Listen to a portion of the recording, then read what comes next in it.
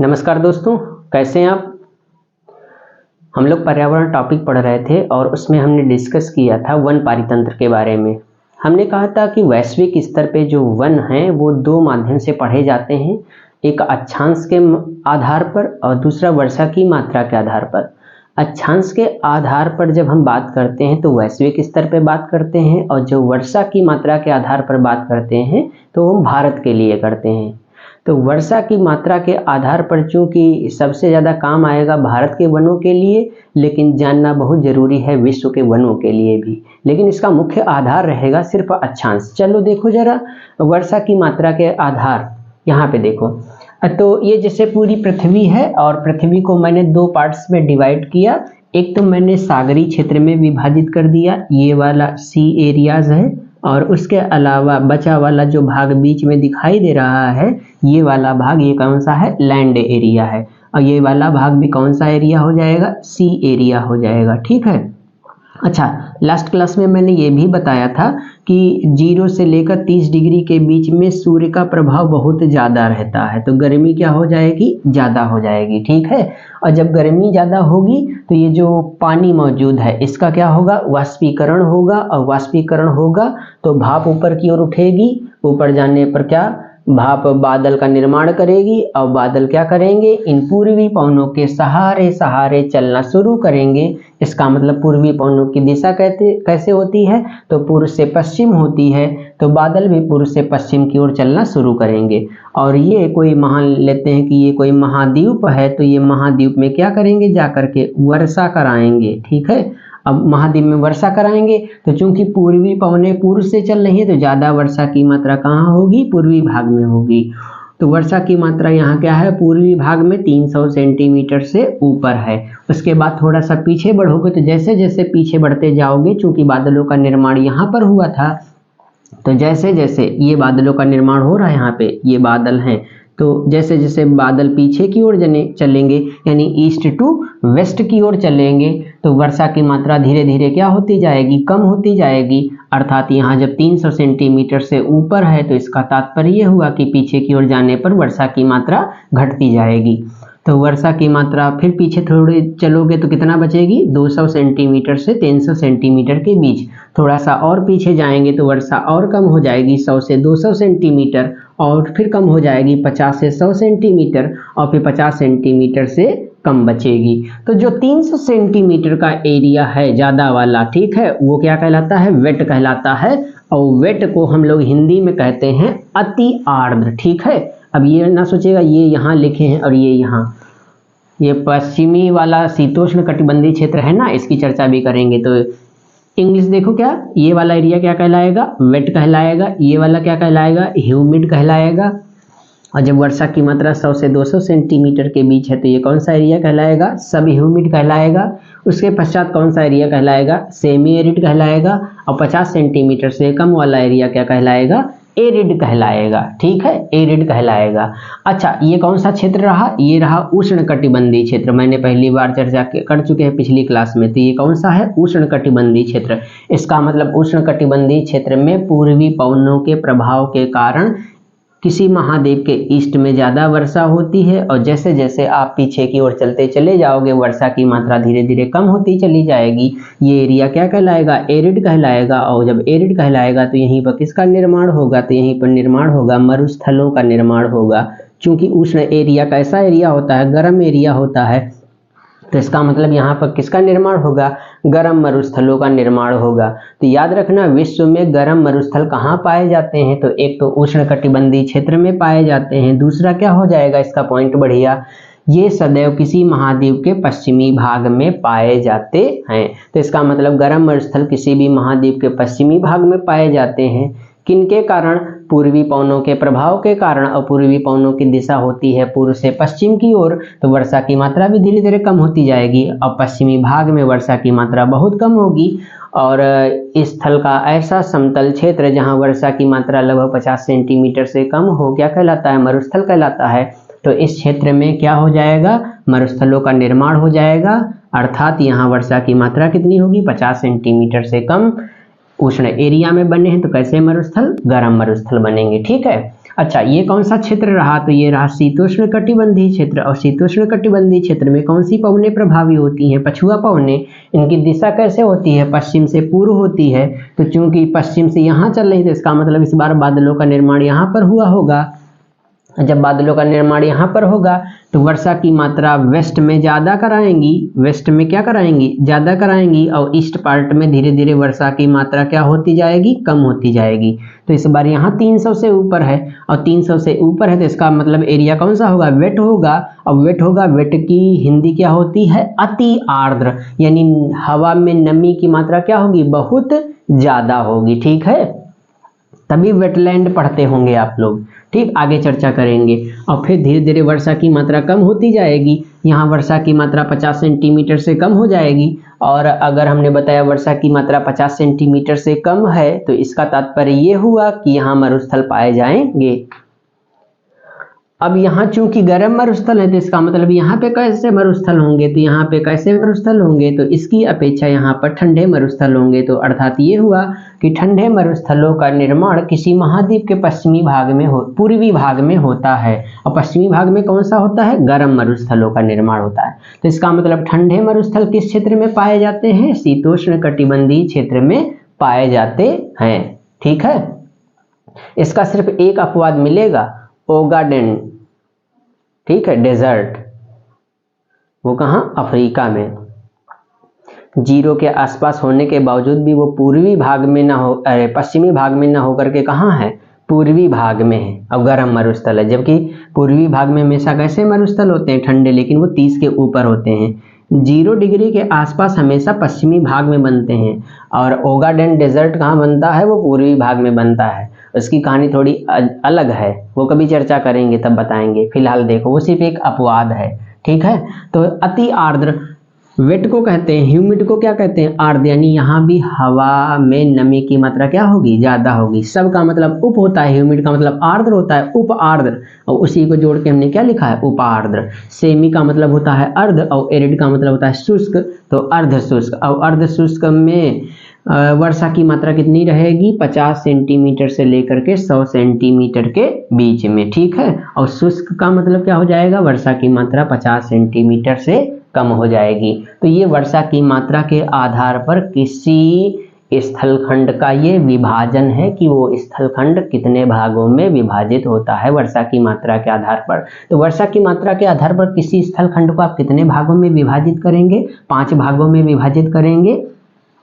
Wait, humid, sub humid, semi arid और arid. ठीक है, वर्षा की मात्रा वेट में 300 सेंटीमीटर से ऊपर, ह्यूमिड में 200 से 300 सेंटीमीटर के बीच, सब ह्यूमिड में 100 से 200 सेंटीमीटर के बीच, सेमी एरिड में 50 से 100 सेंटीमीटर के बीच, और एरिड वाले एरिया में 50 से कम वर्षा की मात्रा रहेगी। तो वर्षा की मात्रा के आधार पर किसी स्थलखंड को कितने भागों में आप विभाजित कर सकते हैं? मुख्यतया 5 भागों में विभाजित कर सकते हैं। ठीक है, लेकिन हमारा टॉपिक क्या था? वन पारितंत्र। ठीक है, तो वन पारितंत्र, अब देखो नोट्स भी बनाते रहिएगा। ठीक है, तो वन पारितंत्र के लिए आवश्यक चीज़ें क्या होती हैं? तो जैसे ताप हो गया, दाब हो गया, मिट्टी हो गई, खनिज हो गया, स्थलाकृति, स्थलाकृति का मतलब हो गया टोपोग्राफी, और सबसे इम्पोर्टेंट क्या हो गया?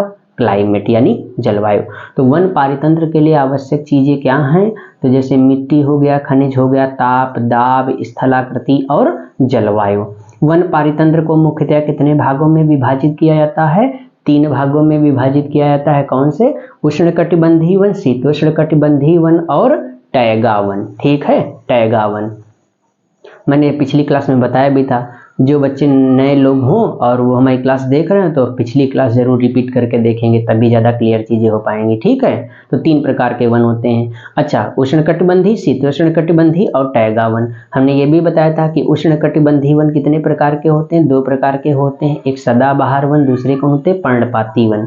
ऐसे ही शीतोष्णकटिबंधीय वन कितने प्रकार के होते हैं? ये 3 प्रकार के होते हैं। कौन कौन होते हैं? तो कहोगे सदाबहार वन, पर्णपाती वन, ये दोनों सेम रिपीट हो जाएंगे। तीसरा कौन आएगा? भूमध्य सागरीय वन, और फिर लास्ट में कौन सा पढ़ोगे? Taiga one. तो सबसे पहले हम शुरुआत करने जा रहे हैं उष्णकटिबंधीय वन। ठीक है, तो ये मुख्यतः कहाँ पाए जाते हैं? तो उष्ण का एरिया कौन सा होता है? 0 से लेकर के 30 डिग्री के बीच। दोनों गोलार्धों में। तो उष्णकटिबंधीय वन में क्या लिखोगे कि ये सदैव उष्णकटिबंधीय क्षेत्रों में 0 से 30 डिग्री के मध्य दोनों गोलार्धों में पाए जाते हैं। ये 2 भागों में विभाजित होते हैं। पहला कौन होता है? उष्णकटिबंधीय सदाबहार one, tropical evergreen rain forest. ठीक है, यहाँ वर्षा की मात्रा ज्यादा होती है तो तुम क्या लिखोगे? उष्णकटिबंधीय सदाबहार वर्षा वन, ट्रॉपिकल एवरग्रीन रेन फॉरेस्ट। ठीक है, तो क्या लिखोगे? तो इसमें लिखोगे सबसे पहली लाइन कि ये वन किसी भी महाद्वीप के सदैव पूर्वी भाग में पाए जाते हैं। किसी भी महाद्वीप के किस भाग में पाए जाते हैं? पूर्वी भाग में पाए जाते हैं। तो अच्छा, इसका मतलब ये जो वन होते हैं जिस क्षेत्र में होंगे, यहाँ वर्ष भर सदैव तापमान क्या रहता है? उच्च रहता है, क्योंकि यहाँ सूर्य का प्रभाव क्या होता है? बहुत ज्यादा होता है।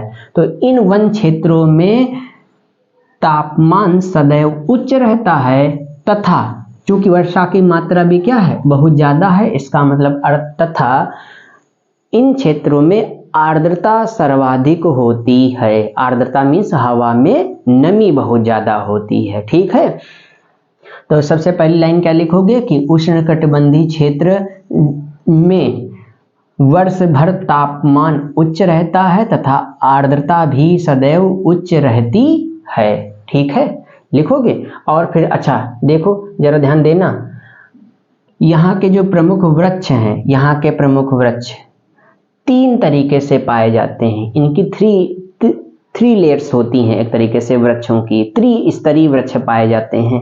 एक क्या होते हैं? तो एक बहुत बड़े वृक्ष होते हैं, जरा ध्यान देना, ये बहुत बड़े वृक्ष होते हैं। उसके बाद यहाँ मध्यम आकार के वृक्ष होते हैं और फिर कैसे होते हैं? छोटे वृक्ष होते हैं। और ये रही पृथ्वी की सतह। ये क्या रही? सतह रही। अच्छा, सूर्य का प्रकाश अगर आएगा, ये सन है और इसका अगर प्रकाश आएगा तो सबसे पहले कौन पेड़ रोकेगा? बड़े वाले। थोड़ा सा अगर प्रकाश पहुंचा भी तो उसके नीचे वाले रोक लेंगे, और भी अगर थोड़ा बहुत बचा तो नीचे वाले और रोक लेंगे। तो इसका मतलब सतह तक जो है सूर्य का प्रकाश यहाँ नहीं पहुंचता। और जब सतह तक नहीं पहुंचता, अब देखो क्या वर्षा नहीं होती? वर्षा तो प्रॉपर होती है, क्योंकि 0 से 30 के बीच में सूर्य का प्रभाव क्या होता है? बहुत ज्यादा होता है। तो जब सूर्य का प्रभाव बहुत ज्यादा होता है तो इसका मतलब वर्षा बहुत ज्यादा होगी। तो वर्षा यहाँ की क्या होगी? बड़े पेड़ों से छनते हुए, फिर मध्यम पेड़ से छनते हुए पानी की बूंदें कहाँ पहुंचेंगी? छोटे पेड़। और छोटे पेड़ से फिर ये बूंदें क्या होंगी? टपकेंगी बहुत धीमे धीमे। ठीक है, तो इसको हम लोग कहते हैं जब धीमे धीमे टपकेंगी तो सतह पर जो मिनरल्स मौजूद होंगे, खनिज लवण मौजूद होंगे, वो धीरे धीरे क्या होंगे? रिस रिस करके कहाँ पहुंच जाएंगे? सतह से थोड़ा सा अंदर पहुंच जाएंगे। क्लियर है? तो खनिज लवणों की मात्रा यहाँ कहाँ पहुंच जाएगी? सतह के बहुत नीचे पहुंच जाएगी। खनिज लवणों की मात्रा का धीरे धीरे सतह से सतह के नीचे प्रवेश करना कहलाता है निच्छालन की क्रिया, मतलब लीचिंग। निच्छालन की क्रिया क्या होती है? खनिज लवणों का पानी की बूंदों के द्वारा धीरे धीरे रिस करके नीचे चले जाना ही क्रिया कौन कहलाती है? निच्छालन की क्रिया। ठीक है, इसलिए यहाँ दलदली टाइप की मिट्टी पाई जाती है, जिसको हम लोग एक नाम देते हैं। दलदली मिट्टी नाम नहीं देते हैं, इस मिट्टी को नाम क्या देते हैं? लैटेराइट मिट्टी नाम देते हैं। ठीक है, लैटेराइट। तो सदाबहार वनों में कौन सी मिट्टियां पाई जाती हैं? तो लैटेराइट मिट्टी पाई जाती है। तो लैटेराइट मिट्टी का निर्माण किस क्रिया द्वारा होता है? तो तुम कहोगे कि खनिज लवण उसके निच्छालन क्रिया द्वारा होता है। निच्छालन क्रिया क्या होती है? वर्षा के द्वारा खनिज लवण का सतह से नीचे की ओर चले जाना ही निच्छालन क्रिया कहलाती है। मुझे उम्मीद है कि आप समझ रहे होंगे। ठीक है, ये तो रही इसकी बात। अच्छा, यहाँ के प्रमुख वृक्ष कौन कौन है? तो कहोगे महोगनी है, रोजवुड है, आबनूस है। अच्छा, यहाँ प्रमुख जानवर कौन कौन से पाए जाते हैं? तो जैसे हाथी हो गया, गैंडा हो गया, जंगली सुअर, शेर हो गया। ठीक है, ये सब पाए जाते हैं। इसका मुख्य एरिया कहाँ का होगा? जिसे उष्णकटिबंधीय सदाबहार वन का मुख्य एरिया क्या होगा? तो तुम कहोगे सेल्वास वाला क्षेत्र। सेल्वास वाला क्षेत्र जैसे अमेजन बेसिन जिसको हम लोग कहते हैं, अमेजन के जंगल वाला एरिया। तो ब्राजील में कौन होगा? अमेजन जंगल, तो जिसको हम लोग क्या नाम देते हैं? सेल्वास।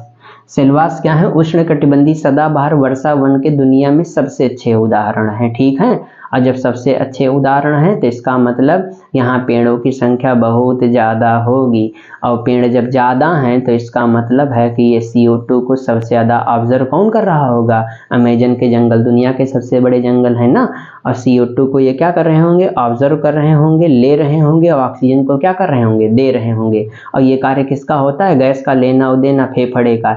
इसीलिए पृथ्वी का फेफड़ा किसको कहते हैं, अमेजन के जंगलों को, अर्थात उनका नाम क्या है, सेल्वास को। ठीक है, और दूसरा कौन एरिया हो जाएगा, इंडोनेशिया हो जाएगा, फिर कांगो बेसिन एरिया हो जाएगा, अफ्रीका में पड़ेगा। ठीक है, फिर गिनी का तटीय क्षेत्र हो जाएगा, और अंडमान निकोबार भारत में, और केरल, ये भारत में 2 एरिया ऐसे हैं जहां उष्णकटिबंधीय सदाबहार वन पाए जाते हैं। ठीक है, अच्छा पर्णपाती वनों की बात कर लेते हैं।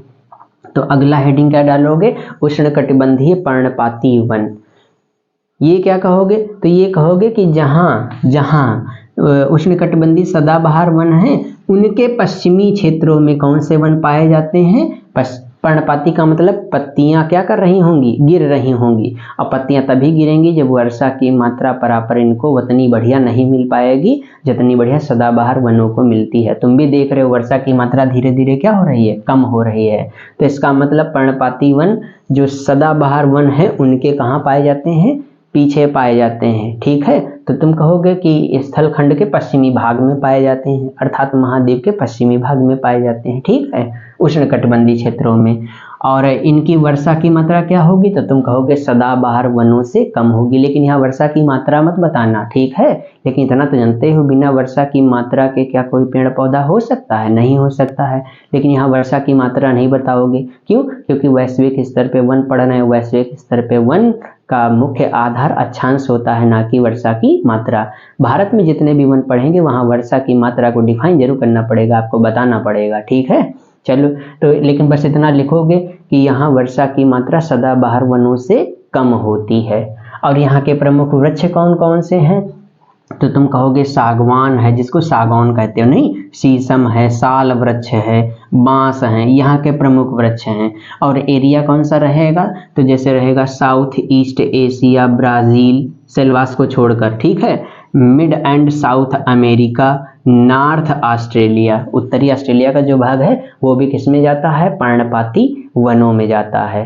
तो मुझे उम्मीद है आप लोग बहुत अच्छे तरीके से उष्णकटिबंधीय वन समझे होंगे। ठीक है, कितने प्रकार के होते हैं, 2 प्रकार के, सदाबहार वन और पर्णपाती वन।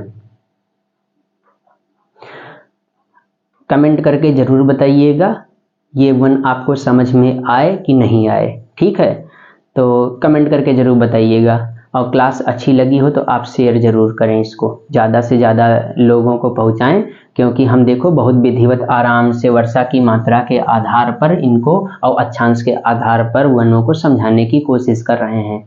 और मुझे यही उम्मीद है कि आप लोग अन्य ऑनलाइन प्लेटफॉर्म पे भी जुड़े होंगे और उनकी क्लास भी करते होंगे, लेकिन शायद मुझे यही उम्मीद है कि इतने बेहतर तरीके से आप पहली बार इन चीज़ों को देख रहे होंगे कि वन ऐसे भी पढ़े जाते हैं। मैंने पहले भी कहा था कि मेरी क्लास सिर्फ कॉन्सेप्ट वाइज चलेगी। ठीक है, कॉन्सेप्ट बेस ही रहेगी सिर्फ क्लास हमारी, और कोई भी आधार नहीं है हमारा। हम वन लाइनर फैक्ट के तौर पे चीज़ों को नहीं पढ़ाते हैं, ये मेरा खुद का कॉन्सेप्ट है। ठीक है, तो क्लासेस ऐसे ही रहेंगी, पूरा का पूरा कॉन्सेप्ट बेस रहेगा।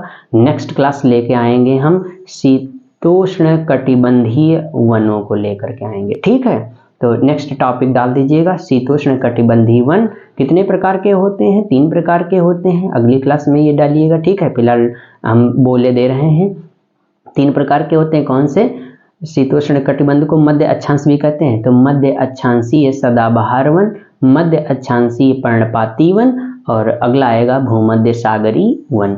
और फिर उसके बाद हम लोग कौन सा वन पढ़ेंगे, टैगा वन। तो नेक्स्ट क्लास जो हमारी होगी उसमें हम दोनों प्रकार के वनों को खत्म कर देंगे। तो हमारा जो स्थलीय पारिस्थितिक तंत्र था उसका जो पहला एग्जाम्पल था वन, वो हमारे अगली क्लास में पूरी तरीके से समाप्त हो जाएगा। और उसके बाद नेक्स्ट कड़ी में हम लेके आएंगे घास के मैदान। तब तक के लिए धन्यवाद।